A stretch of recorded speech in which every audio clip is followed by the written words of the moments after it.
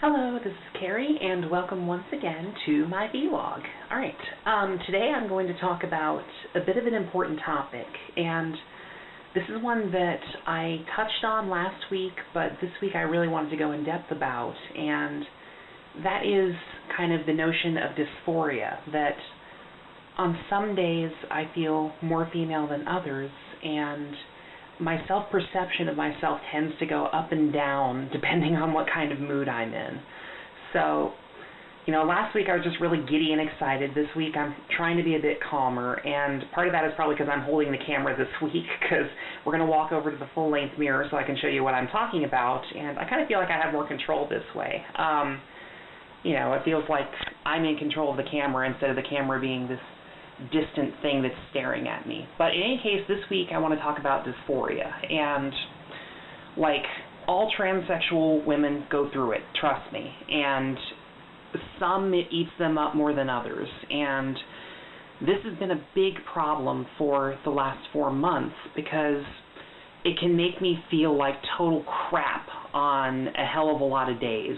And there's some mornings where I wake up and I just feel awesome about myself and I'm ready to go out and take on the world, and other days where I look in the mirror and all I can see is a guy trying to look like a girl and failing.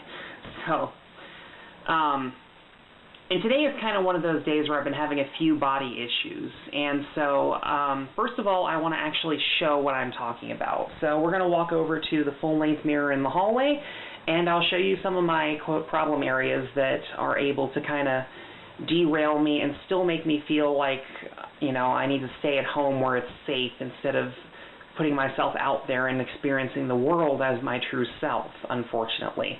So, camera's going to go ahead and walk with me as I get up, and we're going to head over to the full-length mirror.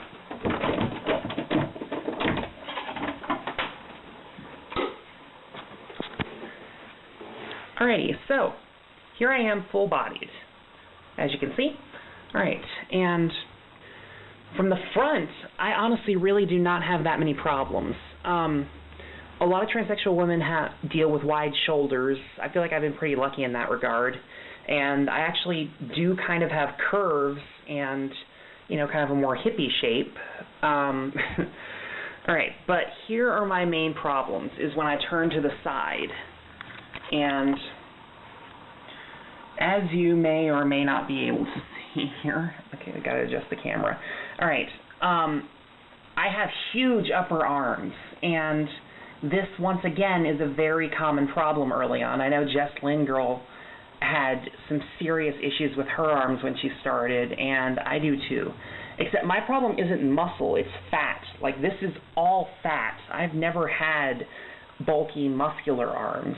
And also, I guess today what I've been stressing out about is the thickness of my upper chest, where the part between the front and these aren't my real boobs, by the way.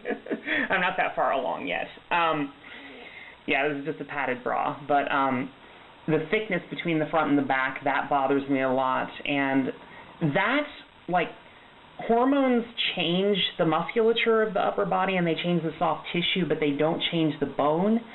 So it kind of freaks me out. It's like, oh God, is this upper body part ever going to get less bulky? Because there's bone here and there's bone here, and, it doesn't feel like it's potentially going to go away. And also the thickness of my neck I have a problem with. If you look at the angle, my head is kind of hunched over a bit, and it makes me kind of look like a Neanderthal. And so anyway, those are the problems that I have with my body, and they're all in the upper half. It's this part here from the neck down to about the lower bust area. I'm fine with my waist, I'm fine with my hips, I'm fine with my legs, I love it, but the rest, it's still enough to get me closeted. And this might sound ridiculous to some people out there because I actually feel like my face is pretty good, but yeah, everybody has this. Everybody feels like, their body is so unfixably masculine that they're never going to be able to change it, and we all get those terrible dysphoric days where, we're down on ourselves and just doubting everything and feeling terrible. And, you know, I guess the purpose of this video is just to show that it's common. And again, hopefully eventually these problems that I'm having will go away.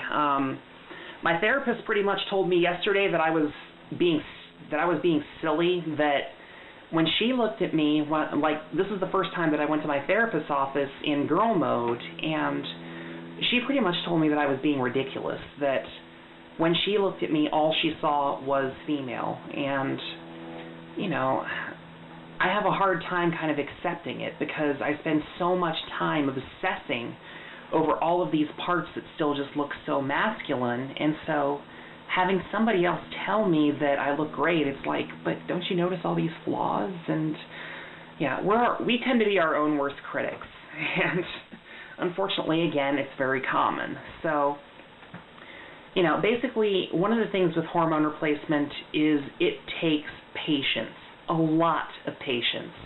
Right now, I'm 4 months in, and, well, 4 months and a week now, and hormone replacement is basically a 2-year commitment, and you can't expect much to change in the very beginning, and the sheer degree of changes that I've gotten so far have been amazing, but at the same time, it's just not enough that I'm able to, for some reason, like, there's always this notion that, oh, I'm going to be stuck this way and hormones are never going to change anything else. It always feels like you're afraid that you're going to be stuck. That's like my number one worry, is that, you know, nothing else is going to change, and, you know, I'm still always going to have to put on a padded bra and always put on the wig and always, you know, wear dark colored clothing that hides the size of my shoulders and my neck, and, you know, I'm afraid that's not going to change, and that I'm always going to feel dysphoria when I'm looking at natural born women. And yeah, again, hormone replacement is a 2-year commitment, and a lot of people say that even after the 1-year mark, like, it teases you. In the very beginning, your face will start to feminize, your skin will get softer really quickly, and the number one thing is you start feeling female in your head, like your emotions change to being very definitively female emotions. You cry at the stupidest things, and things affect you more, and yet your body just lags behind. And, you know, that continues possibly up until the 2 or 3 year mark, because, again, what hormone replacement isn't is this magic pill that changes you from male to female overnight. It is a second puberty. So your first puberty gave you defining masculine features. Your second puberty takes a few of those away, and then slowly over months and months and years replaces them with female features. And, like, the skin happens first, and then, like, with the muscle reduction and the size reduction, that people say starts to happen around 8 to 10 months, so I'm still a long way away from that, and so it still bothers me because it just feels like this impossible thing looming in the distance. But, you know, I guess I can take solace in the fact that eventually, hypothetically, it's going to happen, and, like, facial changes are constant. They go all the way, like, they just keep going and never stop. But yeah, you know, again, it's a 2-year commitment, and things will continue to change, and hopefully when I'm continuing to make these vlogs a year from now, you'll look back and say, what the hell was she worried about? So I'm hoping that will be true. All right, so basically that's what I have to say for this week. Again, if you're feeling dysphoria, just take solace in the fact that you're not alone. We all do, and it's a common problem. And again, supposedly, time will tell, but supposedly hormones will eventually take care of a lot of the problems. The only thing that hormones do not change is facial hair, but you'll need electrolysis or laser hair removal to get rid of that. Your bone structure will not change, and again, that's why I'm worried about my upper chest being so bulky, and your voice won't change naturally. So I've been doing voice therapy, but again, those are the only 3 things that really won't change. Everything else supposedly will change. Fat, muscle, skin, everything. And so I look forward to that day. So yeah, if you're early on in hormones like I am now, again, 4 months, and I know some of my YouTube idols weren't posting videos until like the 6-month mark to the 1-year mark because they weren't comfortable with themselves before that. So, and I kind of honestly wish that I'd started posting videos earlier because I really, really looked terrible when I first started. I think that's going to be my that's going to be my topic for next week, is I'll show you where I came from, because your mind will be blown when you see my before pictures. I know mine is every single time I look back. It's like, oh my God, was that really me? But in any case, that's going to be next time.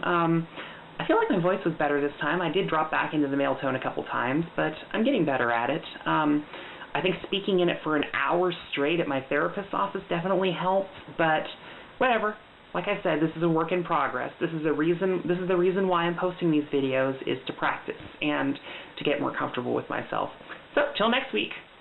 Bye!